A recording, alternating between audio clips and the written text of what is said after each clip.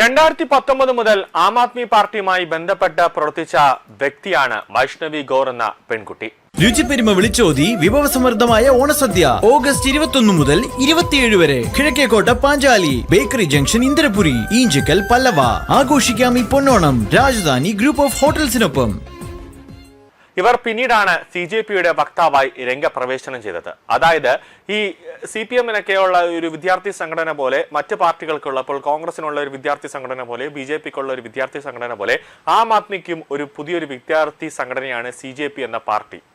CJP ഒരു പാർട്ടിയുമായി ബന്ധമില്ല എന്നൊക്കെ പറയുന്നുണ്ടെങ്കിലും ഇവരുടെയൊക്കെ ഓരോ ആളുകളുടെയും ഇൻസ്റ്റാഗ്രാം പേജും ട്വിറ്ററും അതോടൊപ്പം തന്നെ ഫേസ്ബുക്ക് പേജും ഒക്കെ എടുത്ത് നോക്കിക്കഴിഞ്ഞാൽ അതിലെല്ലാം തന്നെ ആം ആദ്മി പാർട്ടിയുമായി ബന്ധപ്പെട്ട് പ്രവർത്തിച്ചിട്ടുണ്ട്. അതിലൊരു പദവിയിൽ ഇവരൊക്കെ പ്രവർത്തിച്ചിട്ടുണ്ട് എന്നുള്ളതാണ് ഏറ്റവും പ്രധാനം. ഈ അഭിജിത് ദീപ്കെ എന്ന് പറയുന്നത് അരവിന്ദ് കെജ്രിവാളിന്റെ സോഷ്യൽ മീഡിയ ഒക്കെ കൈകാര്യം ചെയ്തുകൊണ്ടിരുന്ന ഒരു വ്യക്തിയായിരുന്നു എന്നുള്ളതാണ് ഏറ്റവും പ്രധാനം. കൂടാതെ ഈ വൈഷ്ണവി ഗോറും അഭിജിത് ദീപ്കയും തമ്മിൽ പലതരത്തിലുമുള്ള ഒരു ബന്ധങ്ങൾ ഉണ്ടായിരുന്നു എന്നുള്ളതാണ് മറ്റൊരു പ്രധാന കാര്യം. തന്റെ പഴയ രാഷ്ട്രീയ പശ്ചാത്തലം പുറത്തറിയാതിരിക്കാൻ വൈഷ്ണവി ഗോർ പ്രത്യേകം ശ്രദ്ധിച്ചിരുന്നു എന്നുള്ളതാണ് ഏറ്റവും പ്രധാനപ്പെട്ട ഒരു കാര്യം. അതായത് ആം ആദ്മി പാർട്ടിക്ക് രാജ്യത്ത് വലിയ രീതിയിലുള്ള ഒരു പ്രചാരണം അല്ലെങ്കിൽ ഒരു നേട്ടമില്ല, അവർ തകർന്ന് തരിപ്പണമായി കൊണ്ടിരിക്കുന്നു എന്ന് മനസ്സിലായതോടു കൂടിയാണ് അമേരിക്കയിലുള്ള അഭിജിത് ദീപ്കയെ അരവിന്ദ് കെജ്രിവാളും മനീഷ് സിസോദിയയും ഉൾപ്പെടെയുള്ളവർ ഇങ്ങോട്ടേക്ക് കൊണ്ടുവന്നത് എന്നുള്ളതാണ് ഏറ്റവും പ്രധാനം. പഞ്ചാബിലേക്ക് ഇനി അടുത്ത വർഷം നടക്കുന്ന നിയമസഭാ തെരഞ്ഞെടുപ്പിൽ അതുമായി ബന്ധപ്പെട്ട് പഞ്ചാബ് പിടിച്ചെടുക്കാനുള്ള ഒരു നീക്കമാണ് ആം ആദ്മി പാർട്ടി ശ്രമിക്കുന്നത്. അതുകൊണ്ട് തന്നെയാണ് BJP ഭരിക്കുന്ന സംസ്ഥാനങ്ങളെല്ലാം ലക്ഷ്യമിട്ടുകൊണ്ട് BJPയെ കരിവാരിത്തേക്കാനായിട്ടുള്ള ഒരു നീക്കത്തിന് ആം ആദ്മി പാർട്ടി ഈ CJP എന്നൊരു സംഘടനയ്ക്ക് രൂപീകരിക്കാൻ വേണ്ടി ഇവർക്ക് പലതരത്തിലുമുള്ള ഫണ്ടുകളൊക്കെ നൽകിയത് എന്നുള്ളതാണ് മറ്റൊരു കാര്യം. അതുകൊണ്ട് തന്നെ ഈ CJPയിലുള്ള ഓരോ ആൾക്കാരും, ഇപ്പോൾ അഭിജിത് ദീപ്ക ആയിരുന്നാലും ശരി തന്നെ, അതോടൊപ്പം തന്നെ ഈ സൗരവ് ദാസ് ആയിരുന്നാലും ശരി തന്നെ, അഭിജിത് ദീപ്കയുടെ ഈ കൂട്ടുകാരി ആയിരുന്നാലും ശരി തന്നെ, ഇവരെല്ലാവരും ആം ആദ്മിയിൽ പ്രവർത്തിച്ചവരാണ്. ഇപ്പോൾ CJP എന്നൊരു വിദ്യാർത്ഥി സംഘടന അല്ലെങ്കിൽ ഒരു പാർട്ടി രൂപീകരിച്ചപ്പോൾ അതിൽ അവരുടെ എല്ലാ ഐഡന്റിറ്റികളും മറച്ചു വെക്കുന്ന തരത്തിലേക്കാണ് ഇവരിപ്പോൾ പ്രവർത്തിക്കുന്നത്. രാഷ്ട്രീയ പശ്ചാത്തലം ഒരു കാരണവശാലും പുറത്തറിയാതിരിക്കാനായിട്ട് വൈഷ്ണവി ഗോർ പ്രത്യേകം ശ്രദ്ധ പുലർത്തിയിരുന്നു. അഭിജിത് ദീപ്കയും വൈഷ്ണവി ഗോറും ഒരുമിച്ച് ആം ആദ്മിയിൽ 2021 മുതൽ പ്രവർത്തിച്ചവരാണ്. ഇത് പുറത്തറിയാതിരിക്കാനാണ് CJPയിൽ ഇറങ്ങും മുമ്പേ സമൂഹ മാധ്യമങ്ങളിൽ ആം ആദ്മിയുമായി ബന്ധപ്പെട്ട മുഴുവൻ പോസ്റ്റുകളും വൈഷ്ണവി ഗോർ നീക്കം ചെയ്തത്. ഒരർത്ഥത്തിൽ ഈ അഭിജിത് ദീപ്കയും അതോടൊപ്പം തന്നെ വൈഷ്ണവി ഗോറും ഒരു കാമുകന്മാർ ആയിരുന്നു എന്നുള്ളതാണ് ഏറ്റവും പ്രധാനം. ഇവർ ആം ആദ്മിയിൽ പ്രവർത്തിക്കുന്ന സമയത്താണ് ഇവർ രണ്ടുപേരും കണ്ടുമുട്ടുന്നത്. അന്ന് മുതൽ അതിനുശേഷം കുറച്ച് മാസങ്ങൾക്കകം ഇവർ രണ്ടുപേരും ഫ്രണ്ട്സ് ആവുന്നു. അതിനുശേഷം ഒരു കാമുകന്മാരായി നിൽക്കുന്നു. അഭിജിത് ദീപ്ക എവിടെയുണ്ടോ അവിടെ ഈ വൈഷ്ണവി ഗോർ ഉണ്ടാകും. വൈഷ്ണവി ഗോർ എവിടെയുണ്ടോ അവിടെ ആ സമീപത്തെല്ലാം തന്നെ അഭിജിത് ദീപ്കയുടെ സാന്നിധ്യം ഉണ്ടാകുമെന്നുള്ളതാണ് ഒരു പ്രധാന കാര്യം. ആം ആദ്മി പാർട്ടിയുമായുള്ള ബന്ധവും അഭിജിത് ദീപ്കയുമായുള്ള ബന്ധവും മറച്ചുവെക്കാൻ വേണ്ടിയായിരുന്നു ഈ ഒരു നീക്കം നടത്തിയത്. അഭിജിത് ദീപ്കയ്ക്ക് വൈഷ്ണവിയെ കുറഞ്ഞത് 2021 മുതൽ അറിയാം. അതായത് ഒരു 7-8 വർഷത്തെ പരിചയം ഉണ്ട് എന്നുള്ളതാണ് ഏറ്റവും പ്രധാനം.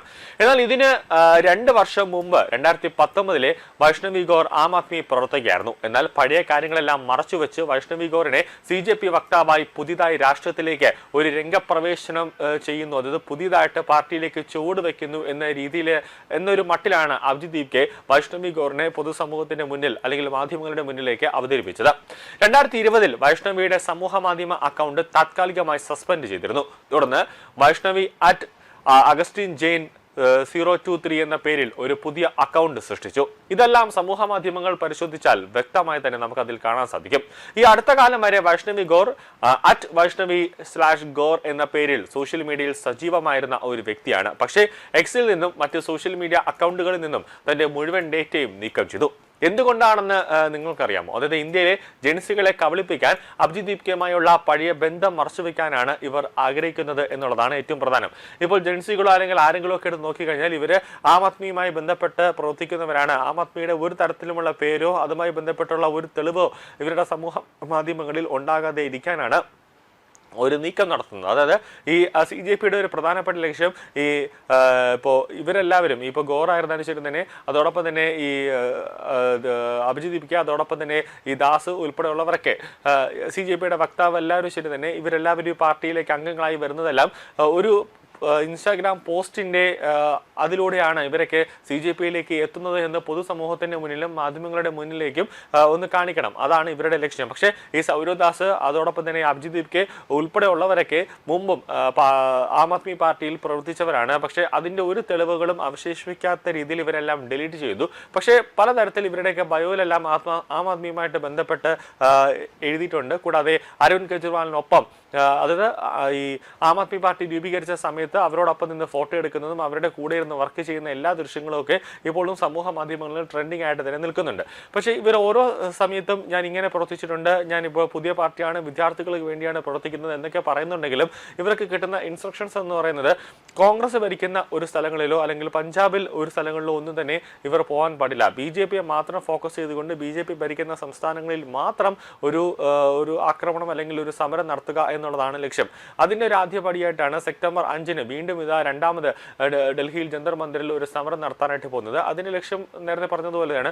10-ാം തീയതി ബ്രിക്സ് ഉച്ചകോടി നടക്കുന്നു, ലോക രാഷ്ട്ര തലവന്മാരെത്തുന്നു. അപ്പോൾ ഇന്ത്യയെ അല്ലെങ്കിൽ നരേന്ദ്രമോദിയുടെ പ്രതിച്ഛായ ലോക രാജ്യങ്ങളുടെ മുന്നിൽ ഇടിച്ചു തകർക്കുക, ഒരു വലിയൊരു സുരക്ഷാ ഭീഷണി അവിടെ ക്രിയേറ്റ് ചെയ്യുക എന്നുള്ളതാണ് ഇവരുടെ പ്രധാനപ്പെട്ട ലക്ഷ്യം. പക്ഷെ അത് എത്രത്തോളം ഇതെല്ലാം മുൻനിർത്തിക്കൊണ്ടാണ് ഇന്റലിജൻസിന്റെ പ്രവർത്തനങ്ങൾ കൂടുതലായി ശക്തിപ്പെടുത്താനും ഡൽഹിയിൽ സ്പെഷ്യൽ ബ്രാഞ്ച് അടക്കം കൂടുതലായി ശക്തി കേന്ദ്രീകരിക്കാനും പ്രധാന സ്ഥലങ്ങളിൽ ഫേസ് റെക്കഗ്നൈസേഷൻ സിസ്റ്റവും അതോടൊപ്പം തന്നെ ഡ്രോണും ഒക്കെ ഉപയോഗിച്ചുകൊണ്ട് ഒരു നിരീക്ഷണം നടത്താനും ഒക്കെ നിൽക്കുന്നത്. എന്തായാലും ഈ അഭിജിത് ദീപ്കയുടെ കാമുകിയുടെ ഒക്കെ ചിത്രങ്ങളെല്ലാം ഇപ്പോൾ പുറത്തേക്ക് വന്നിട്ടുണ്ട്. അത് വരും ദിവസങ്ങളിൽ ഒരു രാഷ്ട്രീയ ചർച്ചയായി മാറും എന്നതിൽ യാതൊരു സംശയവുമില്ല.